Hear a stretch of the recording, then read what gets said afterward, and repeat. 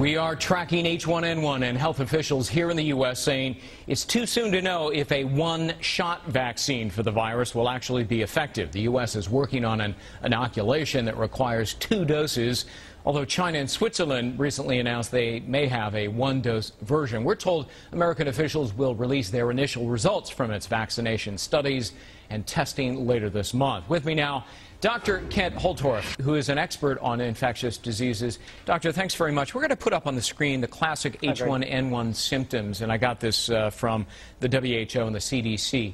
If anybody exhibits these symptoms, what should they do? Should they go to the hospital? Should they see their doctor? What? Well, the nice thing is it's showing that the H1N1 virus is losing its virulence. So we saw this as it came through Mexico. It lost its virulence in that the symptoms were much more mild. And that's what seems to be happening as it's making its way back through as a seasonal flu. So basically, the recommendations are the same as the seasonal flu. If you have continual fever for more than 3 hours, call your physician. If you have recurrence of fever after it goes away, if you have a high risk, including small children, consider calling your physician. Yeah. If you do have, let's say, a kid turns blue, has blue fingernails, go to the emergency room. But it's really, there's no difference between who to take to the emergency room or to the doctor versus a seasonal versus a swine flu. In fact, if you had to choose, you'd probably choose at this point the swine flu over the regular seasonal flu. Is that right? All right, now what do you think of the vaccination? You know, I have more concern about the vaccine than I do about the swine flu.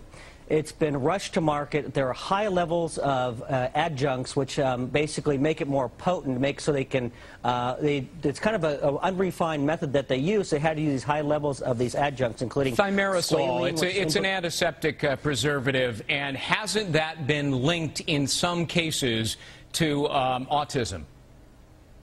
It has, and you look, it's been shown to cause autism in children with mitochondrial dysfunction. Now, and other is controversial, though highly implicated.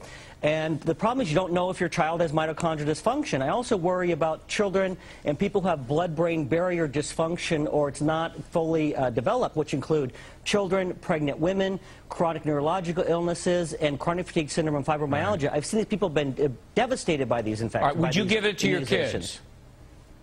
I definitely would not. You would not, all right? And in fairness, I've talked to 3 doctors in 3 days now, and all 3 have said absolutely they would give it to their kids. They intend to give it to their kids. They're going to take it themselves, but you say no.